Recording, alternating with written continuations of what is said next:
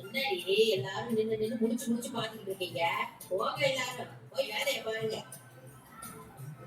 தருணே என்னம்மா சொல்றாங்க?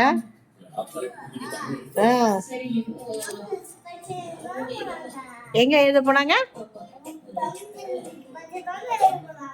தமிழ் செல்விக்கு பரீட்சை எழுத போனாங்களா? பரீட்சை எழுதிட்டு என்ன சொல்றாங்க?